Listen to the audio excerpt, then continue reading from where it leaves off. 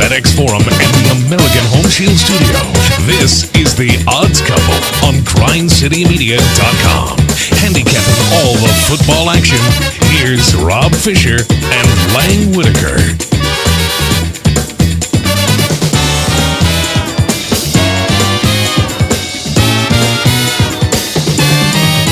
Hello, good people. Welcome to The Odds Couple. Yes, it is SEC week, finally, as SEC football will get underway this weekend. We will preview all the action. We'll talk some NFL as well. We got a full house in here today. Hello, Lang Whitaker. Good to see you, sir. Let's hunker down. I'm ready. Hunker down. Yeah. Roser's here. Yeah. Hello, Roser. Hello, Fish. Hello, Lang. Hello, CJ. CJ in the house as well. Hello, hey, sir. what's up? How's it going? Good. Good to see you. Good to see you. It's SEC football week. I'm excited about it. Finally. I'm excited because to think of this schedule and to think of it being all SEC schedule for 10 straight, 11 straight, 12 straight weeks, however many weeks, that every game has an impact. And I think that's awesome. It just means more. It just means more. Let's go. SEC football. Enough of this, like, ACC, Big 12. Enough of the appetizers. Right. The big dogs are going to eat Let's now. go. Let's go. Yeah, we got the helmets out this week. We're ready. And everything. I got my Eric Ainge jersey rocking this week as well. We already got a fun one like an hour away this weekend. That's right. Right off the bat, we got a good one an hour away. That's going to be something. What did we learn this past week? That we're ready for the SEC. Yeah. I'm done with it. We learned that Tulane fixed the ATM for us. Yeah, I can't believe that game. I actually texted somebody and I was like, hey, Navy looks like they're going to do it for us again. And they were like, oh, wait a minute. Yeah. And then Navy came back and won the game. Yeah, Tulane was up 24-0 at halftime and then got outscored 27-0 in the second half. I learned that injuries suck. Yeah. Injuries, man, they can really just kill your mood as far as your NFL team goes. You know what else can kill your mood? Being a Falcons fan. Whoa. That's a rough weekend for you, too. We were up 20-0, and I picked up my phone. I was going to tweet. I fully expect the Falcons to lose this game. And they lost. It's amazing No, it's not. that Coach Quinn Has a job. that's amazing. Had to explain that his team does understand rules of the onside kick. Yet it's very difficult to explain when you watch that. I mean, how is I've that never seen possible? that before. I mean, I get that, like, the players were probably like, I don't want to mess up, right? I don't want to hit it too early and cause a fumble. But they all thought that. There was not one guy who was like, I'm going to go dive on that ball and grab it. It was unbelievable. At one point on Sunday, the Falcons were up by 20 and the Lions were up by 14. I was like, yeah, both of them finna lose. and then sure enough, they did. The Lions have now lost 4 straight games in which they led by double digits. Another thing I learned from Monday Night Football is that if you go an entire NFL Sunday, so from Thursday night to Sunday night, if you go that entire time without one underdog winning outright, Go with it. load up on Monday Night Football on that underdog. Yeah, how load about up that? on it. We also learned that the Saints definitely Teddy Bridgewater should be their starting quarterback. Man, It's clear. It's Very clear. very clear. Yeah. I also learned, speaking of the injuries, the thing that I learned is injuries suck, Yeah. but it's football, and it happens every year. And I mean the discussion every single year of this is the worst it's ever been with injuries just gets nauseating. It happened. I mean, you look at these injuries did not happen because there was no preseason. Well, that's the thing. Every Bosa's year- leg got crunched Every year between the multiple conversation- guys. Yeah. That's not because he didn't have preseason. But they always say they're like, hey, we got to shorten the preseason because these guys are getting hurt. Right. Yeah. Now we don't have one. I think some of what it is that we're not. I don't think we're used to seeing this many like starters, Big names. Yeah. It was big names. big names go down. And I think part of that is we get the ACL injuries in preseason, but like the big time starters, they may play like one quarter in the preseason, and then they sit. So a lot of the times, what you have happen, the injuries that happen in preseason. So sometimes, every now and then, you get a big name, but a lot of times it's these guys that are fighting to make the roster. Yeah, and speaking of the injuries, I also learned I should get my Kansas City pick back from last week, considering the trainer for the Los Angeles Chargers punctured the lung of Tyrod Taylor prior to the game. Yeah, I told you guys. How does that happen? I told you guys Tyrod Taylor is a competent quarterback in the NFL. even good. I would have rather had him in there last week than They went Herbert. 1-0 with Tyrod in there. please. You guys were like, oh, you got to get Herbert in there. Yeah, Well, yeah. Look what happened. Yeah, they lose the Oh, bucket. no, I think going forward watching that Kansas City game, what I thought is I was like, dude, Herbert has to be the quarterback. Tyler Rod Taylor's never going to play Herbert again. has to be the starting quarterback. Like, he Well, they already looks said- so much better. But they already Better. said Tyrod's Yeah, the they guy. said Tyrod. You can't lose your job because the trainer punctured your lung. You cannot lose your starting job. Unless be the the trainer only had reason money he loses on his the job. Chargers. You cannot lose your job because the doctor injured you. Oh my goodness, that's a horrible way to go down. Yeah. All right. The Memphis Tigers aren't playing again this week. Their game with UTSA is postponed, canceled. I don't know. The thing about it is when you hear Ryan Silverfield talk about it, saying basically they didn't feel they were healthy enough to go down and compete. Well, if you're healthy enough to play, you should play, right? I mean, are you, I guess to me that's the question. Are you healthy enough to put a team out there and play? Because if so, play. Maybe he thinks they're Yeah, not. I mean, it's not like he would be the like there are several, like Kansas State. They lost that game to Arkansas State, but you know what they said? Like, we got enough guys we can go out there and play, and we can field the team. Now they lost to Arkansas State, so maybe maybe they wish they could take that back. But they were down like 11 starters in that game. Yeah. Kansas State was, and they But- lost. I don't know how many starters Memphis. With is the down, contact tracing and everything, I understand. I mean, if it's a big problem, you feel like you don't even have enough guys to travel. You can't play. But the way it just sounded to me was, well, we don't know if we can compete with what we got.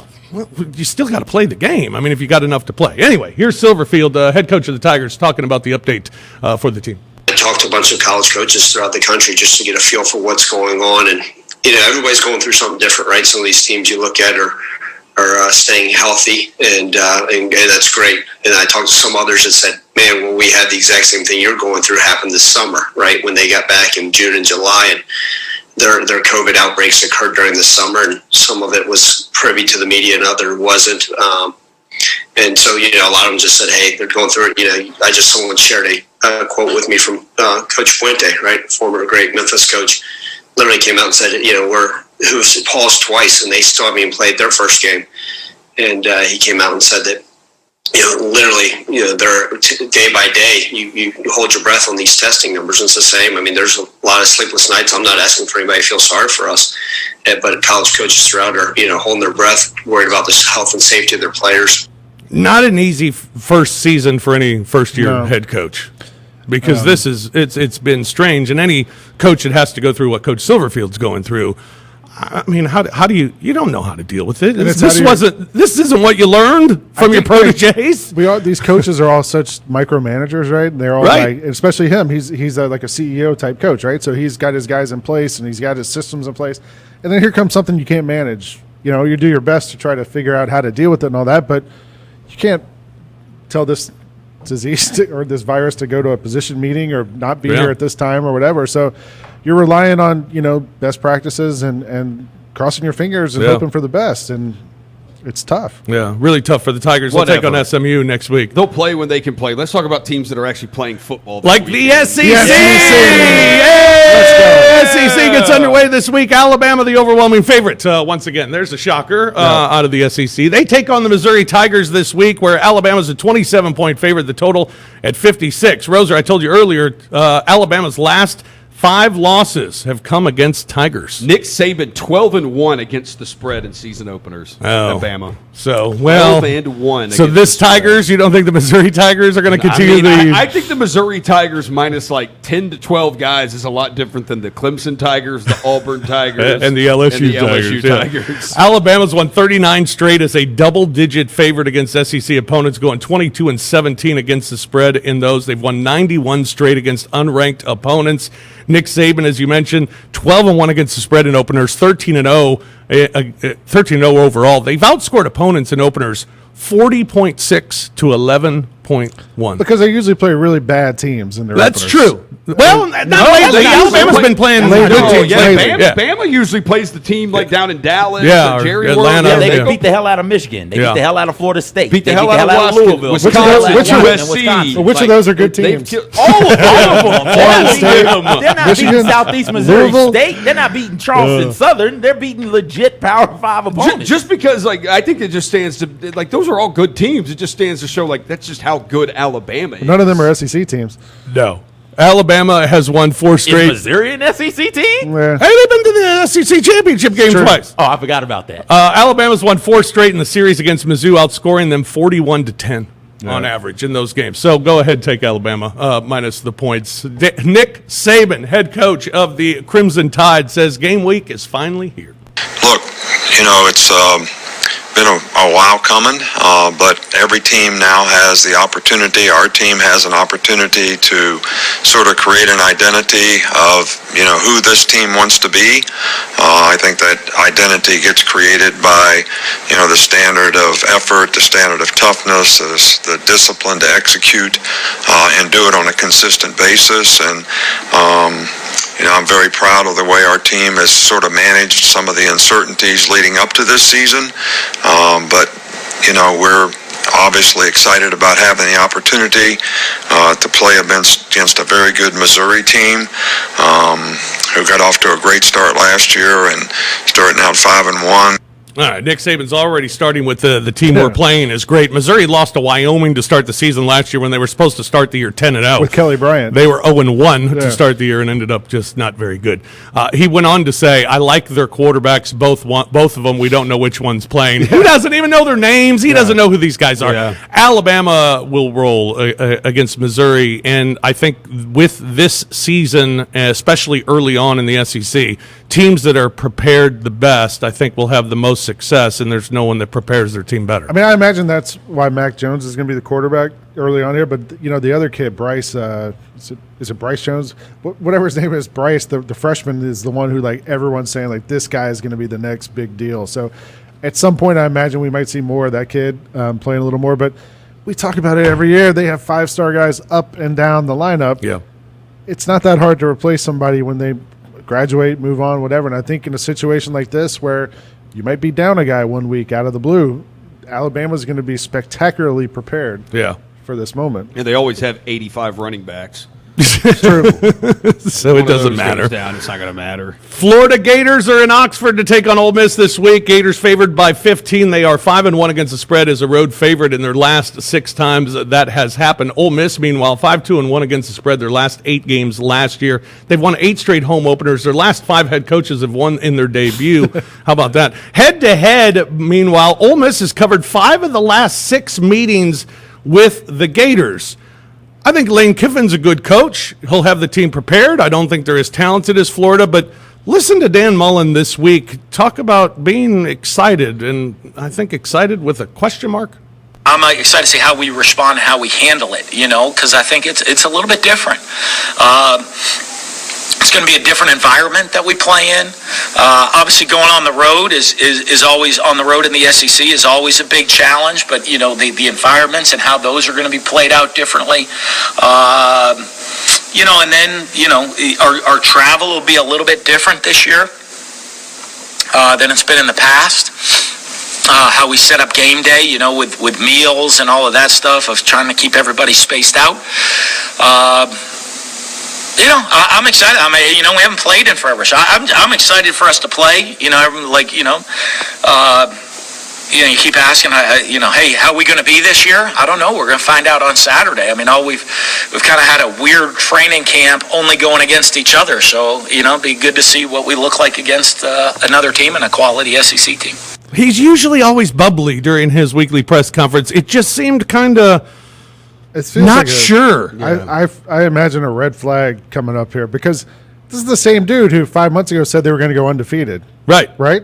Said that they're talented enough and they expect to be undefeated this season. Now he's sound like he's about to cry in the middle of that thing. So I don't know. Maybe Kyle Trash hasn't been as good as we thought in camp. I don't know, but maybe it sounds like he's trying to pump the brakes a little bit on the expectations. Maybe he knows there are going to be a couple guys that are not going to be available to play that are going to be key guys for his team. Could be. It was very odd. Another big game this week. 2 ranked opponents. Kentucky, they're ranked 23rd, going against number 8 Auburn. Auburn, 7.5-point favorite, total at 48. Kentucky has covered 7 of their last 8 games, and they're 17-10 against the spread as an underdog. Meanwhile, Auburn, as a home favorite, just 9-20 against the spread in their last 29 games. Auburn has won 4 of the last 5 meetings. Auburn giving 7.5, but a lot of people liking Kentucky this week, getting that touchdown in a hook. Be interesting to see what their offense is going to be with a guy last year who was, just a lot of run, a lot of do everything, and Auburn's defense maybe not up to snuff what we're used to. No, but I think Auburn's offense is what everyone's talking about, and I think they might run it up a little bit on them. I wouldn't be surprised if this is Malzahn's chance to come out and be like, "Hey, look at us!" Because he starts the season on the hot seat again. Every year, his seat is not as hot as some other hot seats. No, but.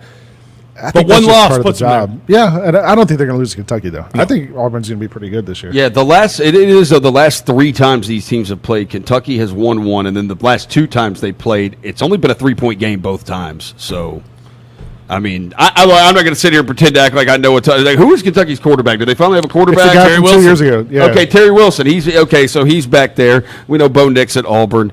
Auburn's got the talent. They clearly are going to have more talent, but.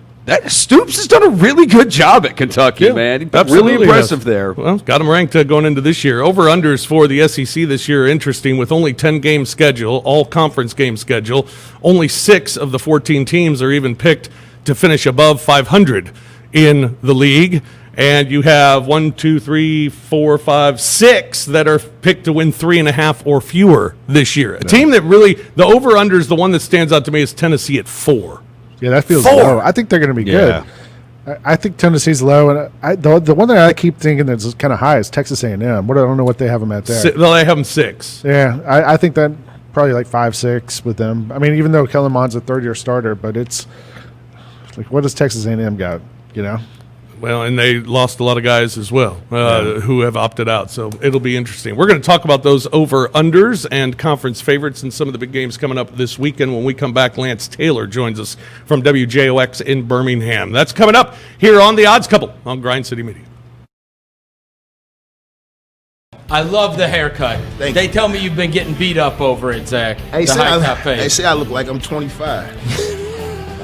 I was in somebody said I was in Vegas. They said, "Is that Zion?" I said, "I paid away for little brother." I said, "That's my little brother." Tune in to grindcitymedia.com, Grind City Media on YouTube, or on the official Grizzlies mobile app to catch Chris live or download each episode daily, and subscribe at iTunes, Spotify, or SoundCloud today. The debate is whether he's a star or a superstar right now, which is what the headline and sort of the tweet suggests. But I'm liking that discussion right now with Ja Morant at point guard. Tune in to grindcitymedia.com to follow Michael Wallace and Lang Whitaker as they debate the biggest topics in the NBA, the Grizzlies, it's IMHO. Mike and Lang will share their humble opinions on the hottest league water cooler news, providing insight, analysis, and a little heat.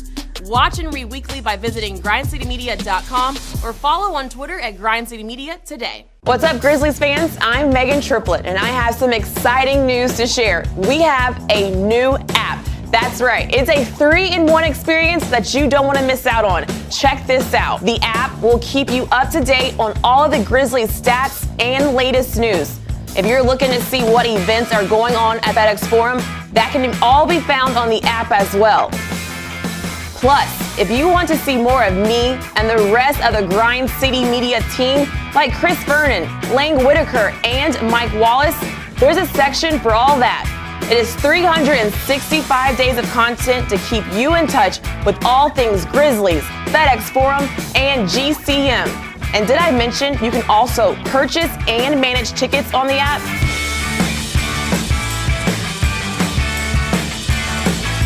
The app does it all. Download it now.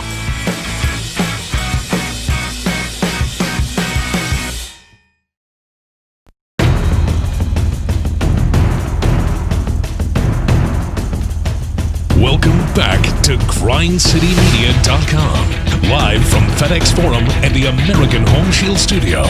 Now, here's more of the Odds Couple, Rob Fisher and Lang Whitaker. Hey, don't miss the newest Grind City Media show, Rise and Grind, with Jessica Benson and Megan Triplett. This duo brings a fresh, fun, and energetic double shot of morning vibes to catch you up on the latest in sports, entertainment, pop culture, and everything Memphis, with some completely biased, unfiltered discussions and a side of slightly above average jokes. Tune in to grindcitymedia.com, Grind City Media on YouTube, or via the official Grizzlies mobile app to catch Jessica and Megan live, or download each episode daily and subscribe at iTunes, Spotify, or SoundCloud today. Welcome back to The Odds Couple. Rob Fisher, Lang Whitaker with you. John Roser in the house with us as well. CJ Hurt here. We'll have our picks coming up here in a little bit. Lance Taylor joins us here in a moment. The LSU Tigers come in as the defending national champions. Their over-under win total is 8 this season. They take on Mike Leach and the Mississippi State Bulldogs this week. LSU only a 16-point home favorite with the total at 57.5. State just 2-8 against the spread their last 10 on the road. They've lost 15 of their last 20 SEC openers. LSU, meanwhile, 33-3 straight up at home in the month of September, their last 36. Their last 14 quarterbacks in their home debut, 14-0. How about that for LSU? Head-to-head, LSU 25-3 in the last 38, 13-1 at home. When it's the opener, LSU 12-2-1. State, however, has covered 4 of the last 6. Ed Orgeron, here's how he got ready for Mississippi State. This past Friday, we had preseason game number 3. It was a mock game. There was a lot of energy for the mock game. We wanted to make it game-like. We talked about substitutions, situations, halftime adjustments, a big day in the kicking game. Great job by Greg McMahon and organization. We had a maroon team that was in maroon jerseys. I want to compliment all the coaches on the staff, led by Russ Callahan and Christian Lacouture. I thought they did a tremendous job of getting these guys fired up. Jeff Martin was our energy coordinator. He did a great job of cheering those guys on. They got them all fired up. There was a cowbell on the sideline. Kind of made things like game-like. It was kind of exciting, man. I just want to compliment everybody. We walked off the field feeling very good about our situations, about what we did, and we were ready to play a football game. You want a hot take? Yeah. Man. Mississippi State's going to cover. You think so? That's not a hot take. KJ Costello, that's what we were talking about. Stanford. All right. That dude is that guy was like the second best quarterback in the Pac-10 behind Herbert. Yeah, last year. Yeah, like but LSU has an energy coordinator. Yeah. Jeff Martin and also Bo Tawan. He sounded like he was accepting an award. It is still the funny to say, like, he has to say your first and last name. He never can just call you by your first name or your last name. Which is why it is unfortunate that we did not get Tua at LSU. Tua talk about it all. There's some excellent football for. That sounds like one of those Cajun names there. Joining us now to talk more about the opening of SEC weekend. He's a host of the Roundtable on WJOX in Birmingham. He's on Twitter at the Lance Taylor, and you can get his picks daily at lanceslock.com. Lance Taylor joins us. Hello, Lance. I need an energy coordinator. It's the first time I've ever heard that, but I need one. So I don't know where you get one, how you get one, what they're paid, but I could use one. I don't know what's more amazing, either the fact that Ed Orgeron won a national championship or the fact that 60 Minutes actually put him on last Sunday. Yep, that was a big upset for sure. LSU is one of those places as we get ready for the SEC. College football, Lance, the pageantry, the student sections, the stadiums rocking and shaking, and the drunk people at LSU. I mean, all the playing between the hedges. I mean, there are so many things that make going into an opponent's stadium difficult. How different does that make it this year that it's going to be so different going into opponent stadiums? Well, it's got to be a lot different. I think the NBA's done a pretty good job with their bubble situation and, how they've actually piped the crowd noise in. And at least from a aesthetic standpoint, sitting on my couch, it doesn't look bad, but it's going to be totally different when you're talking about the SEC. And you're right. I mean, some of the best, home field advantages in all of sports. And, you start with Auburn, an 11 o'clock early game at Jordan-Hare. I mean, that might be, at least you make an argument right there with Tiger Stadium, your best home field advantages in college football. And, to have minimal fans in those stands, it's just going to be night and day. And it's going to take a lot away. I'm not complaining because we're finally here. We've got SEC football game this weekend, and I'm super excited about it. But at the same time, it's not going to be whole. But, they'll find a way around it. I think some of these numbers are affected by that. I don't think Auburn, I think Kentucky, and we can get into that game whenever you guys want. I think Kentucky is a really, really tough out this year, and I think they're going to be a good team, a good solid SEC team, but I don't think that number would be sitting at 7.5 or 8 if that game was played in front of 95,000 fans at Jordan Hare. Yeah, it'll be very interesting for sure. And it kind of looks like that at the over-unders as well, that you kind of feel like, the team's the best team on the field is the one that should win most times, maybe more so than in the past. And when you look at the over-unders, only 6 teams total in the SEC picked to finish above 500. And I love that we're going to see conference games every game in the SEC this year. I love that the schedule week in and week out is going to have impactful games, but it's going to take its toll on a lot of these teams, and it's going to be tough for some teams to finish 500 that might be pretty decent football teams. Yeah, this is going to be the most NFL-like we've ever seen in college football. I mean, that's what you're going to get week in, week out, and I realistically think there could be an 8-2 team that actually gets into a college football playoff. I think these schedules are that difficult when you look at, a poor Arkansas team that's lost 19 consecutive SEC conference games. They're going to play 7 ranked teams of their 10 teams this year. So some of these schedules are just beyond brutal. Beyond Gus, because it's always Gus, in this weird year, what coaches' jobs are on the line in the SEC? I think the only possible casualty could be Derek Mason at Vanderbilt. Yeah. And, coming off of 3-9, those 9 losses by 17-plus points, I mean, they just weren't competitive last year. And when you start to look at the schedule, I can't find a win.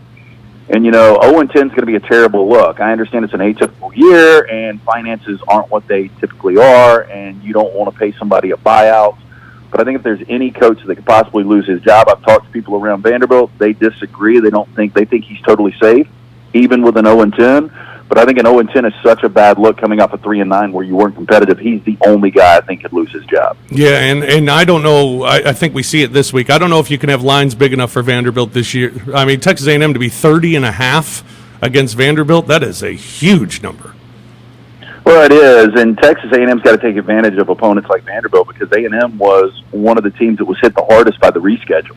When you initially saw their schedule 6 months ago, it looked like worst case 9-3.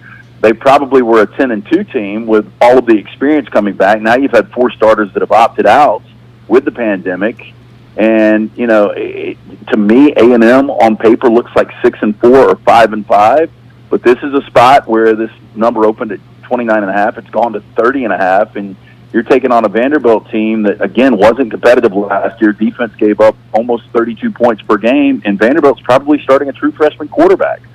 So this will be an opportunity for A&M, Kellen Mond to go out there, get a little confidence, and they probably could name their score. Around the SEC this week, what games do you like? Early game, I do like Kentucky. I think Kentucky +8 is where the number is right now. I think it'll probably settle at 7 or 7.5. That number just seems a little inflated when we're talking about a Kentucky team that's got one of the best offensive lines in the SEC with 4 returning starters. You've got Terry Wilson, although not flashy, at least you have an option at quarterback, a guy that won 10 games back in 2018. You've got a trio of running backs that have gone 500-plus just last year. So you're going to have fresh legs, and you're going against an Auburn team that's breaking in an entirely new offensive line. So I like Kentucky plus the points.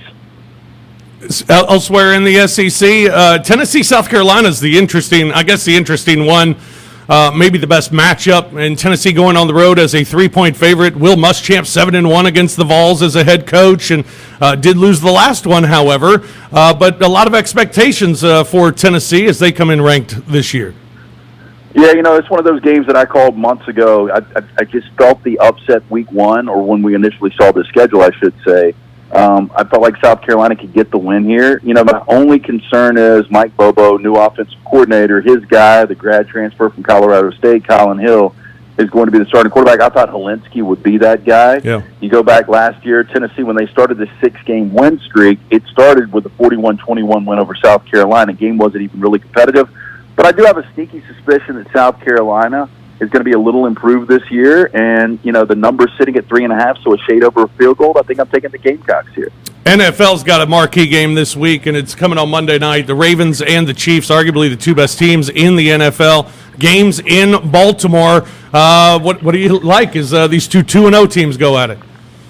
This is one of those, one of the things I think we learned from week 2 of the NFL is the Chiefs look beatable. On the other side, we're talking about a Ravens team that has won 14 straight regular season games. And, it's all about the quarterbacks here. 47-10 is combined records as starting quarterbacks. The Chiefs, on the other hand, they do have 11 straight wins. They're coming off their first non-cover against the Chargers. Again, they look beatable. But I think the Chiefs put it together here. I think the Ravens are actually the better team, but I think I'm going to take the Chiefs in this spot. What else you like in the NFL this week? I kind of like, as bad as they've been, I'm a big Rams guy, and, watching all of that game in its entirety, watching the Eagles blow a 17-0 lead against Washington, Carson Wentz struggling, the Rams get up big, the Eagles come back, cut it to a possession, and then the Rams put them away and actually win that game going away. But now the Eagles are 5.5-point favorites against a Bengals team where Joe Burrow, although they backdoored the game, they made it competitive against the Browns. The Browns were a much better team. And Burrow coming off 61 pass attempts, you're not going to continue to be able to do that. Although the Eagles are only 14-15 in the last 29 games, as Carson Wentz is their starting quarterback. His QBR has been awful this year, second worst in the NFL. I think he plays well in this spot. I like the Eagles to bounce back minus the 5.5 and get their first win. All right. You can get picks each and every day. Lance'sLock.com. What do folks get when they go? Yeah, Rob, real simple. Go online, go to Lance'sLock.com. Credit card, PayPal, $90 a month. It's only $3 a day. The last 2 weeks in college football, 8-4. So we're giving you winners, and we continue to get adjusted to these numbers as we roll into week 4 of college football and week 3 of the NFL. But really simple. Just jump on board. We're going to win for you. 6th year in business. We've never had a losing football season. Again, coming off an 8-4 the last 2 weeks of college football. Lance'sLock.com. Sounds great. Lance, always a pleasure, man. Thank you much. We'll talk next week. See you guys. All right, buddy. Lance Taylor joining us again from the Roundtable WJOX in Birmingham, on Twitter at @TheLanceTaylor, and you can check out Lance'sLock.com. Chiefs Ravens, that's going to be fun. I mean, I think when you look at the 2-0 teams, those are the two that you believe in the most, right? Yeah. I mean, this is a Monday night game. I can't tell you the last time we've had a Monday night football game that was like this between these two level of teams. I mean, this is what you expect the AFC Championship game to be, in January. I think Baltimore's too strong for them. I mean, the way the Chiefs play, we've seen them. I mean, they had to go to overtime last week. They've had these games where they're kind of hanging around, and maybe it's games where they've had to come back. Yeah, maybe it's a little hangover from last year, but Baltimore has been pretty strong early this season. I feel like they've probably got a little bit of an edge, and being at home. So yeah, be careful if Baltimore does get up double digits. Baltimore's won, I can't remember how many straight regular season games by double digits. I think it's 4 or 5. But Patrick Mahomes has won his last 6 games in which he's trailed by double digits. Obviously, the Super Bowl being one of them. That's unbelievable. Yeah, sure was. I got some unders for you, Johnny. Johnny under. Johnny under. Chicago, Atlanta under 47.5. Total's gone under in 9 of Chicago's last 10 when they've played Atlanta. And the last 5 that they've played together in Atlanta have all gone under, so under 47.5. Houston and Pittsburgh, 45. Total's gone under in 4 of Houston's last 6 against Pittsburgh. Also, it's gone under in 4 of Houston's last 6 on the road, and 8 of Pittsburgh's last 10 total games have gone under. Who is the scheduling nerd who made the Texans schedule this year? They've had to open with the Chiefs, the Ravens, and the Steelers. Those might be the 3 best teams probably are the with 2 of them on the road. The 3 best teams in the AFC. Buffalo, also New England, also could be mentioned in there too. Yeah, Buffalo. Yeah, all right, CJ. Also, Dallas, Seattle, 55.5. Total's gone under in 4 of Dallas's last 5 on the road against Seattle. It's also gone under in 8 of Dallas's last 11 overall against Seattle, so under the 55.5 in that one. So a few unders there for That's a big number, too, 55.5. That's a big number. Yeah. All right, let's take a break. We'll come back. We'll talk more SEC games. Also, we'll have our picks for the week here on The Odds Couple on Grind City Media. Hey yo, happy Friday. It's time to rise and grind. I'm Jessica Benson. Did you say hey yo? Hey yo. I'm Megan Friday. Come yes. on. We have a big show lined up for you today. We've got all sorts of things to talk about within the NBA bubble, NFL updates, college football updates. We got to get to some pop culture news. It's the music, the entertainment, everything going on. All the stories to get you through today and into your weekend. Rise and Grind with Jessica and Megan. Live daily at 8 a.m. on GrindCityMedia.com. In everything we do, defensive activity, offensive execution, play together, have an edge about us. Just play with an edge. Play with an edge and play together. Durant, for Jaron, blocked by James. Dylan Brooks with authority. Tyus Jones to Brandon Clark. A turn and gun. He got it. Jones for 3. Stolen blocked by Jaron. Yeah, stay together, Blue, stay together. Way to roll me, kid. Let's leave it out there. John Morant with elevation. Once a week, get your basketball fix with Talkin' Grizz featuring me, Kelsey Wright-Johnson, and media from around the NBA as we discuss draft topics, prospects, and more. Connect with Grind City Media on all their social channels, subscribe to Grind City Media YouTube, and follow Grind City Media on Twitter and Instagram to stay up to date with all things Grizzlies.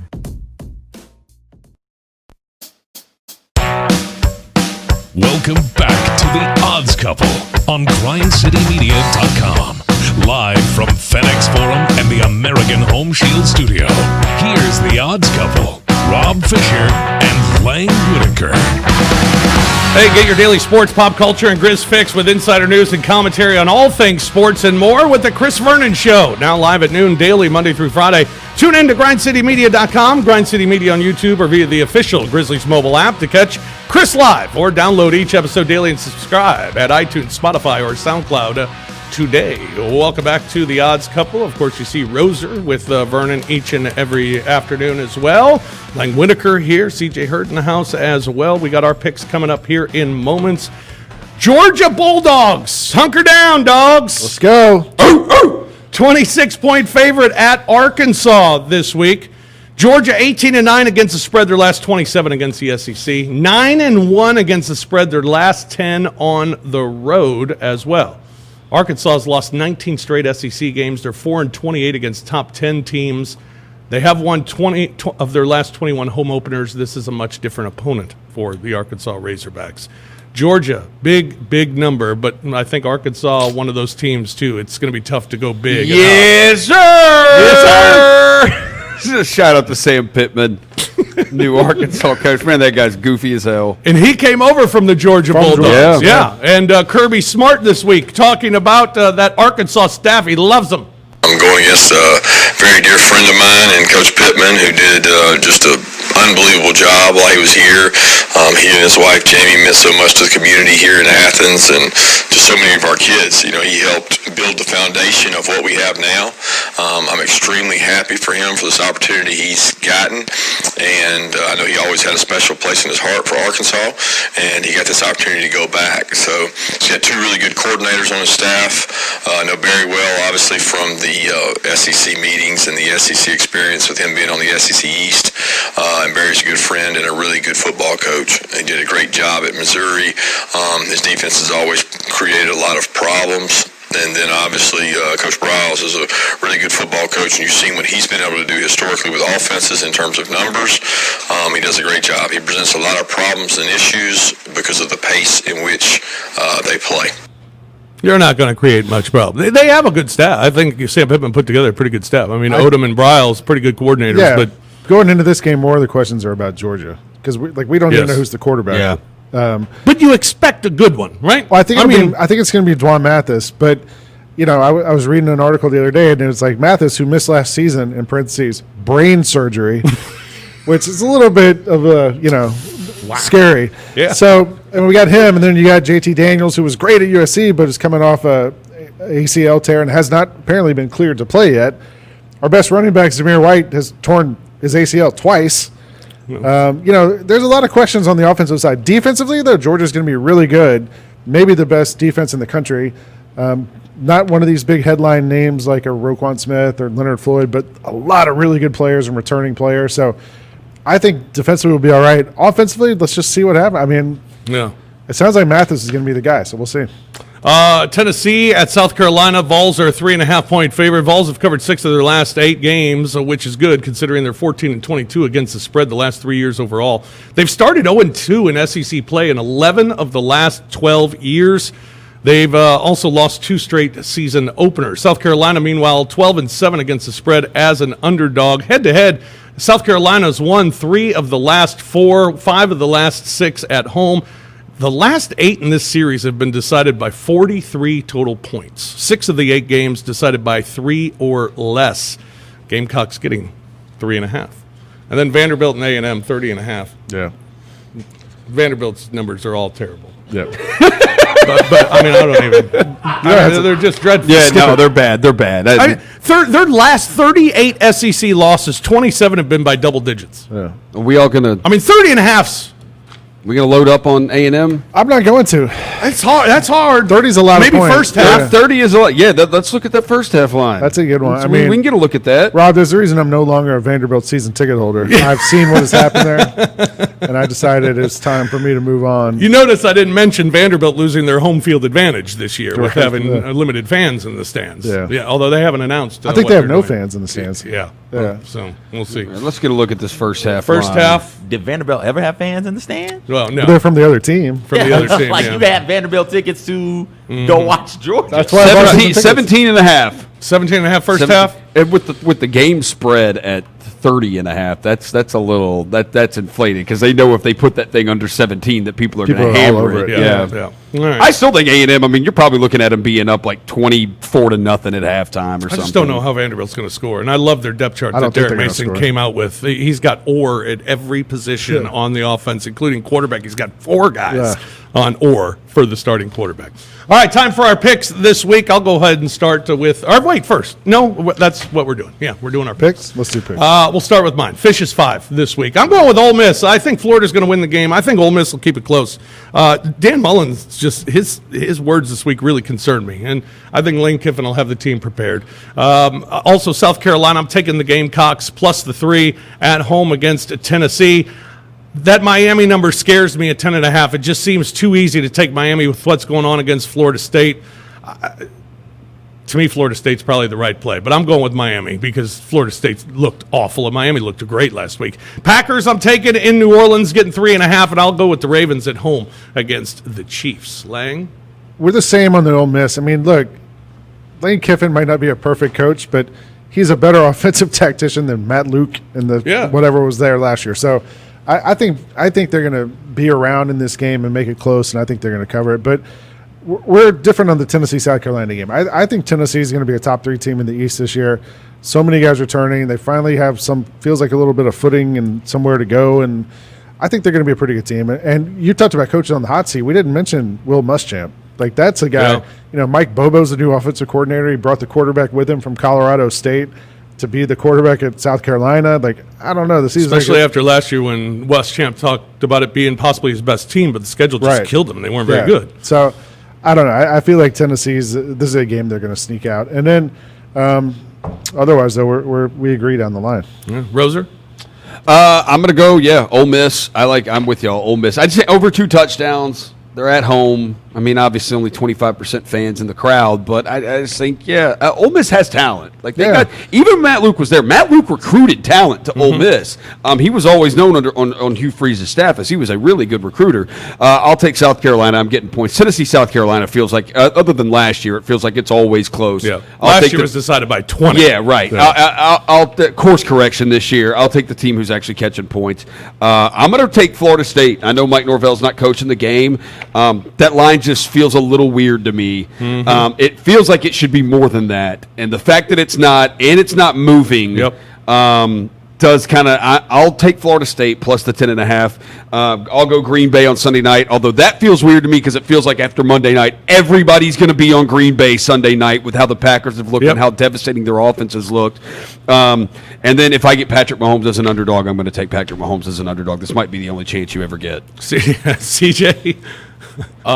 Before I give my picks, there was an email sent out about the Grind City picks, and I was called part of the Terrible 3, I do believe. And I want everybody out there to know that any group that includes Devin Walker and the great John Rosa, I am proud to be a part of, first and foremost. So here go my terrible picks. I'm going to go with Florida. I just think there's too much talent at Florida. New coaching staff at Ole Miss. New coaching staffs in the middle of a pandemic with all this weird stuff happening. I'm not sure how good that's they'll fair. be at getting there. That's fair. That's fair. South Carolina. Tennessee wins. South Carolina keeps it close because it's always close. Give me Miami laying the 10.5. As long as the Packers aren't playing the 49ers, I'm going to take the Packers. I'm going to ride that train all day. And then I went back and forth on this one. I think I'm going to switch my picks. You're not supposed to do that. Okay. You're not supposed to do it. You can do it. It's allowed. Well, from a psychological standpoint, you're not going to do. You're not supposed to do it. You never change your answers on the test, but I'm changing it this time. I'm going to take the Ravens in this one. Okay. I'll take the Ravens. And then my picks are UCF minus 27 and West Virginia plus 8.5. Yeah, going off the board this week. I'm with Lance this week. I like Kentucky getting the 7 and a hook against Auburn this week, and I love LSU minus the 16 against Mississippi State. Mike Leach, when he gets going at programs, he turns them around and does very well, but it's always very difficult in that first year. And with everything CJ was saying about the pandemic and not having spring practice and all those things, I think it's going to be difficult, a tough year for Mississippi State, and LSU is going to be just fine. I like them minus the 16. I took Georgia to cover the 24.5, and I think it's going to be bigger than that. Arkansas is really bad. Yeah. And Georgia has 2 really good quarterbacks, and I would imagine both of them are going to get to play some and try to do some stuff, so they're not going to be just running the ball every down the last 2 quarters of this game. So I think they're going to score some points. And then my other pick is the Atlanta Falcons. This week we get Mitchell Trubisky. And if I've learned anything as a Falcons fan is the moment you count them completely out, they're back in. And that's how they trick fans like myself into thinking, we shouldn't go elsewhere. Like, they're going to right the ship. Everything's going to be fine. I think the other thing you can learn is Mitchell Trubisky's team is finding ways to win by 3, while Atlanta's team is finding ways to lose by 3. Although they're favored by 3.5. So 3.5. Okay, that's going to be tough. I think they're going to win by a touchdown. So it's going to go the other way. At least. All right. Roser? My 2 picks all involve both the Crimson Tide of Alabama. We're going to go Alabama minus the 15.5 in the first half against Missouri, and we're going to take Alabama minus the 27 for the full game against Missouri. Missouri sucks. Alabama's awesome. The end. What are we talking about here? Do not say that to Nick Saban, man. Who's their coach? Eli Drinkwitz? Yes. Yeah, the guy from Appalachian State. That's right. Who's their quarterback? Do we know who the quarterback is at Missouri? Yeah, they don't know. There's 2 guys. Okay, 2 guys. Yeah, that's right. 2 guys. But they've also had a bunch of guys opt out. But Saban says they're both really, really good. I'm sure. Josh Passer used to say that about everybody. Good coach, good players, good run coach. good stuff. Yeah. That's right. All right, that's going to do Roll it for Tide. us. Very excited about the SEC season getting underway. Enjoy all the action this weekend, fellas. Thank you very much. Thanks to Kimball. Thanks to CJ, Roser. Thank you, Lang. Always a pleasure as well. We'll do it again next week on the Odds Couple as we'll recap this weekend's action in the SEC. Hopefully talk Tigers football next week as they're scheduled to take on SMU and more NFL as well. Enjoy all the action this weekend. We'll talk to you next week right here on the Odds Couple on Grind City Media.